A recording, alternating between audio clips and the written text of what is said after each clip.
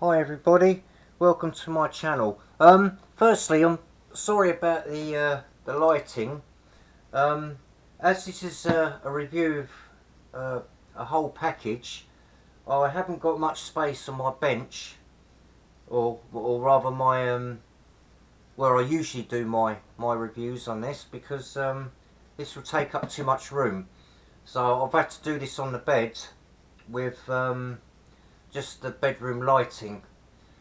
I've got one of them energy bulbs and they're not all that good for shooting videos. Right, let's get into it. Now I'm not going to do an in-depth review on this because there's hundreds of videos on YouTube, and to be frank, it's going to take a long time to go through all the functions and all that. But what I've got here is the Emax Tiny Hawk RTF version with the bag with the little strap and everything on it, and this strap actually is adjustable to quite a long length. I was quite shocked. Right, so you get this nice little hard case kind of thing with it, and this is aimed primarily at beginners, or those that that have got experience but they wanna just zip around trees and everything.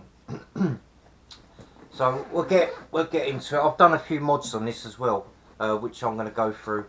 Right, so what do you get? You get your props, spare props. They're 3 blades. Now I have sent off for some 4-bladed props that belong on the Tiny Hawk S, which is a 2-cell version, because this was the fastest 1S quad in the world until the Mobilis 7 took over. But the Mobilis 7 really is a 2S, so, well, it's a 1S stroke 2S, so I don't really see how that's possible. But anyway, yeah, the four bladed props are from the Tiny Hawk S, but you can use them on this as well. It's supposed to make the flight more smoother, but the downside of that is it will create more thrust and use up more battery, but the flight will be smoother. I thought it's the other way around. I thought the 3-bladed props are the ones that give you thrust. Anyway, maybe it's just a tune, I don't know. But yeah, so you get your instruction manual, you get 2. You have to unlock the on the VTX. You got channels there which are locked. Something to do with the FAA rules and all that, and ham radio users and all that. You can unlock it by just putting the battery in, connecting the battery up into the socket, and then pressing the bind, not the bind button, the VTX button at the same time for 5 seconds, and then it unlocks it. And you'll know it's unlocked because all the lights will start flashing. When it's locked, all the lights are off. You'll see the lights on the canopy all light up like a UFO kind of thing. But I only use one channel anyway, so I'm not really bothered. Now you get these goggles, and yeah, they're good goggles. They're all right. You got these dipole antennas, which, you know, they're not the best in the world, are they? You got a fan on there. You get a battery that goes in the strap there, that just connects into there. I'll show you the battery. You get all the batteries with it. They're rechargeable, and I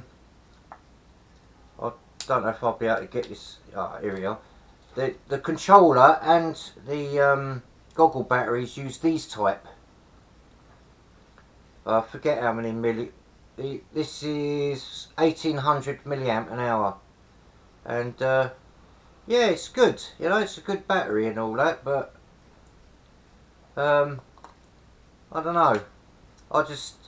It's not my cup of tea, if you know what I mean.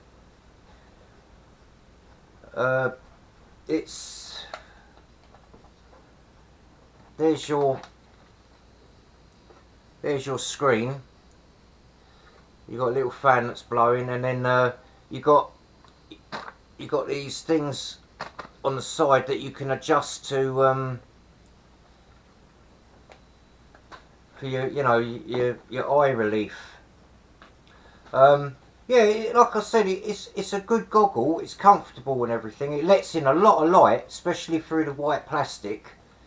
But to be fair, you don't notice it when you're flying, because there's those sliders.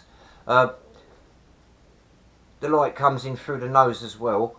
Yeah, you don't notice it so much because you're so concentrated on what's on screen that you kind of don't notice the light leakage, and it doesn't really affect anything anyway. Now, I say I don't get on with these. I don't, because I'm long-sighted and the screen is far too small. What I use, my go-to goggles are the Ishin EV800Ds. I use them all the time, or I use the other ones as well. Was it the VRD2 Pro? I use that as well. They're both 5-inch screens. I don't know what inch screen this is. It's not too bad, but I don't know. I just can't get on with it. You don't get a DVR on this either, so I like to record my flights. Even if I lose a quad, I always rely on the video footage. So I like to record. So that's the other thing. I wouldn't have used these anyway because, as I said, like, I prefer DVR. But yeah, for a beginner, especially one whose eyesight ain't as bad as mine, these would do the job. You know, you got your band selector, your channel, you got your menu. Yeah, that's just a simple menu. It's just like saturation and colour and all that sort of stuff. And it's got auto search. Yeah, it's not bad, you know. Right, what else do you get? Oh, you get this charger. You get this 6-point charger. Now this is only this is 4.35 high volt only. There's no switch on this. You do get the variable switch on the standard version, the bind and fly, but not on this one. The controller's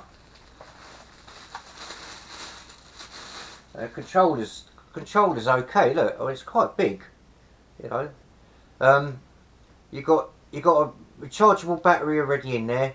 You got your USB port there, which you can charge your battery, same as like an Xbox controller and all that. You got a proper dipole aerial, and it has got an aerial inside it.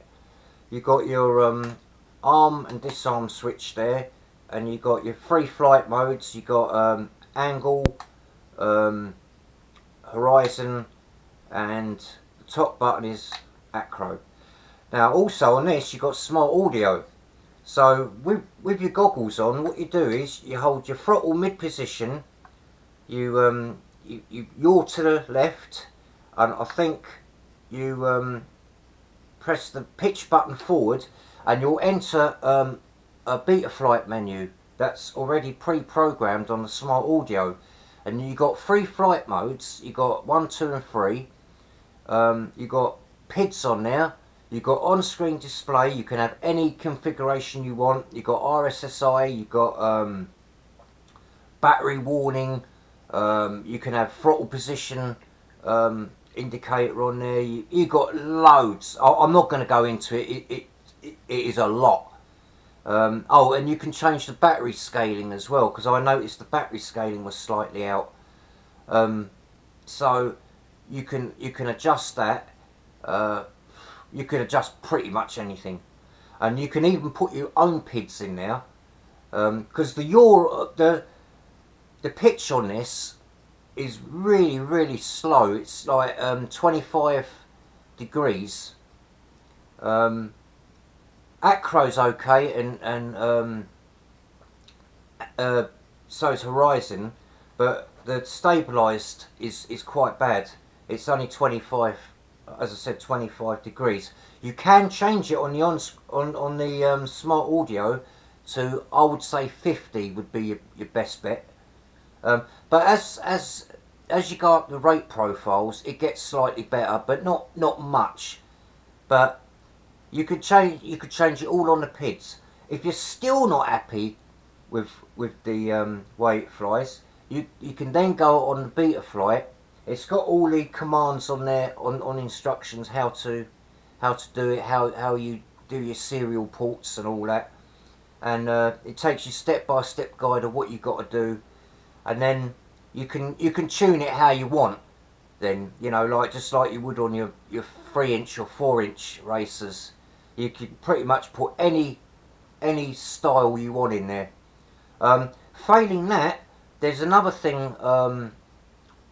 on YouTube, if you look it up, called Project Mockingbird. Now, Project Mockingbird is like is a tune that someone's done and uploaded, and what you do is you copy it. You go on the website, you copy the commands, you paste it, and then you obviously you have to you know, you have to dump the settings on this, so always have a backup. And then what you do is you copy, I think it's the CLI settings or something like that, or the port tab. You go into it, and then you upload the Mockingbird version, and it will completely transform this into a monster. Apparently, you know, it really does transform it into something like, you know, like what most of these 2, 3, 4S things can do. You know, like inverted flight and tree diving and really quick turns. You know, it's basically designed for racing. For racing around the house, or racing on a calm day, racing around trees and all that, but with really tight turns. Anyway, I digress. You get a battery with it, a 450 milliamp an hour, high volt, 4.35, 80C stroke 160C. So that's not bad. Flight time's supposed to be about 4 minutes. I don't know if I'm getting that because I've only sort of flown it around here. It's been raining and windy as usual, but I will be putting up videos on it. The other thing, you get a USB. That's your charger. It's just a standard one for your controller and your goggles. And on to the thing itself. Now, you won't get yours like this. I've done a few mods on this. You got a single flight board on there, so there's, you know, there is a tiny little stack on it, but it's mainly a single board. Brushless motors. It's got the VTX all built up inside. Plug-in motors. I stripped this down last night because I had to get to the aerial and the receiver aerial, because they're both tucked up inside here. Now, I heard they're okay where they are. You know, they're fine. You get quite a good range out of them. Well, this is a D8 a free FR Sky D8 controller. So I don't know. I've never flown FR Sky before, so I've heard they got problems, especially on D8, but I don't know. The range is supposed to be pretty good. I thought I would increase that even more by undoing. What you have to do, you have to take these 4 screws out. The battery bay comes out. You got the flight board, which is on like these 4 little rubber cushions. You just gently ease that. You don't take it off, but you just gently ease it to one side, and then you'll find that the camera aerial there and the receiver aerial is tucked up, they're sort of looped down the sides here. You can't get to them normally. You will have to take the underneath off. And I've seen a lot of people do this mod, and it kind of, when you're flying and it goes staticky sometimes, it kind of gets rid of it because it's up, you know, it's up in the air.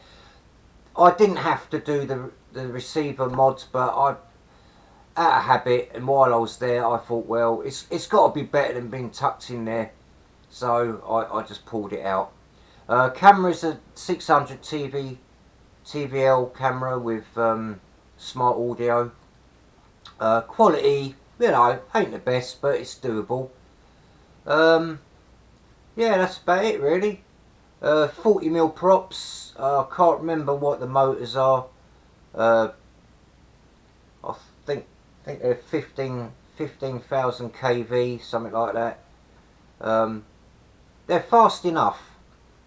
They'll give you the edge. Now, regular viewers will know that I'm well into my tiny whoops. Well, up to 85mm. I'm into 65. This is a 75mm. I like my 65mm, and I like my 85mm. I wanted something that just that could do acro, that had a little bit more punch and recovery. You know, so I purchased this. Excellent reviews on this. It flies steady as anything, and bit docile out of the box, like I said. But you can. It is designed for beginners. You can up the rates on your controller. You don't need to go and beta flight. You can just go out in the field. You can have your goggles on. You just do that. Bosh, you're straight into the menu, and you can change your PIDs. You're limited to what you can do, but I'll be honest with you, it's more than enough. Okay, even I mean, yeah, if you're a professional flyer and you really want to fly around fast and all that, then I suggest you go on to Beta Flight and do your own, do the settings that you're used to, or download that Project Mockingbird. But I like to, as you probably know, I like to go around nice and slow and zip into things and do things a little bit differently from what most people do with these things. I like to get through tiny gaps, throw in a little bit of freestyle with it.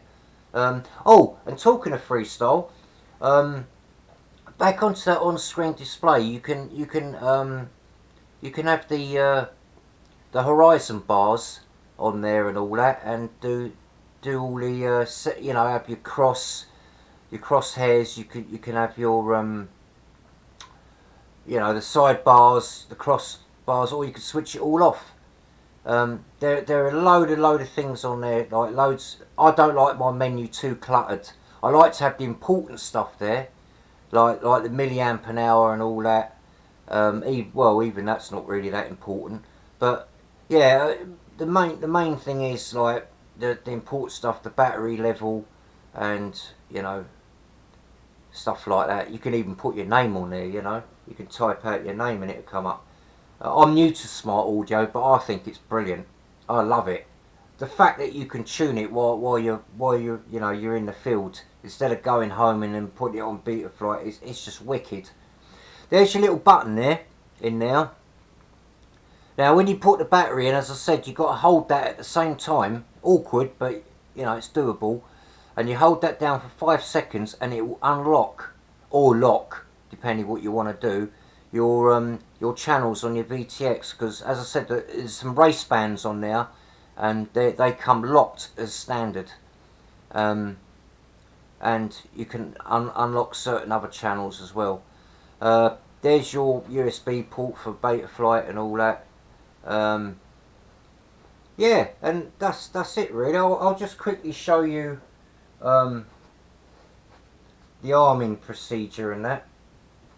I'm not gonna fly it. Where's that battery gone? Right, so what you do, you switch your transmitter on first, and you won't be able to see it, but there's a little green light in the middle there. It's very, very faint. Right, then you connect up the drone. Now see all the lights flashing there. You got you got your lights there, and then I've got that in. I've got better hold it underneath here, because I don't want to cut myself. Right, so you got that position there. That's your bleeper, and then you got to wait a few seconds, and it should arm. So why isn't it arming? It's not arming. Ah, I forgot to bind it. That still ain't doing it. I had this trouble yesterday.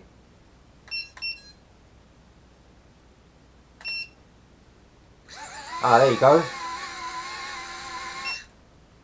Do it again.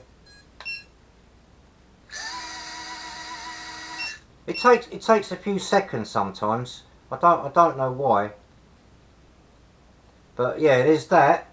And then I'll just switch this off. And then you got your rate button there. So away from you, facing down is angle mode. In the middle is horizon, and up is full acro with all stabilisation switched off.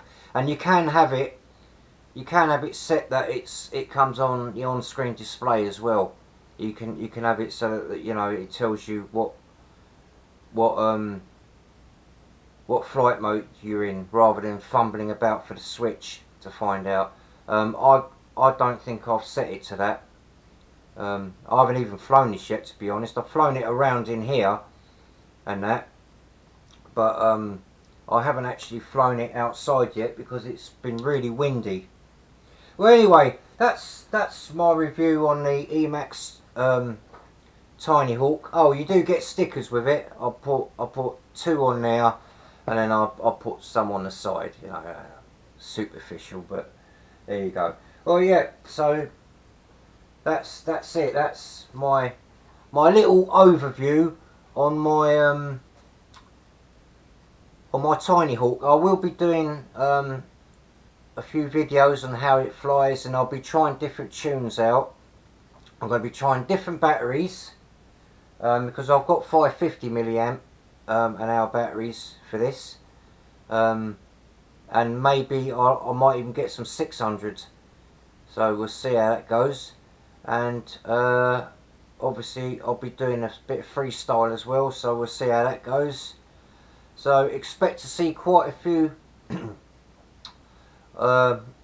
videos on this. The frames, by the way, are really cheap, and if you get the coloured frames, a lot of people have been complaining that the battery isn't tilted high enough, and the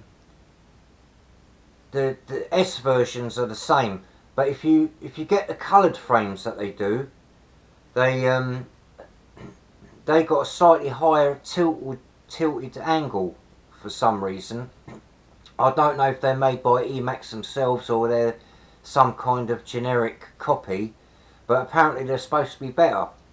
So there's that. But these are cheap as chips. They're only about, I don't know, £7-8 for the body, and they're really tough. I mean, really tough. They're pliable, but they're tough. I can imagine in a few crashes these bits here will start breaking. I've had that happen before on other quads.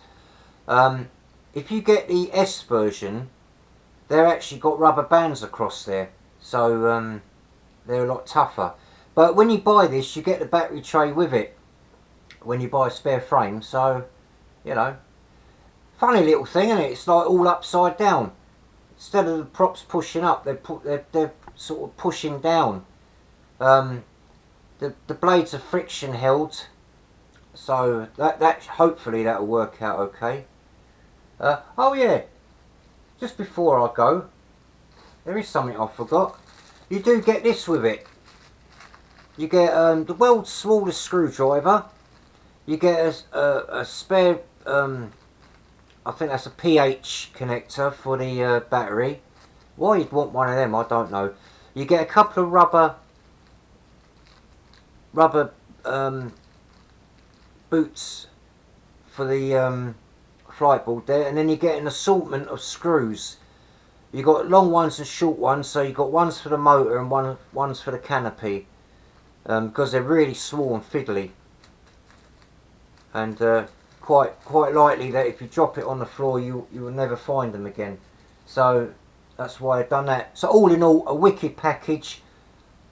Check out my part 2 video where I'm going to be flying this, and I'll see you there. Thanks for watching, guys. I'll catch you in the next one.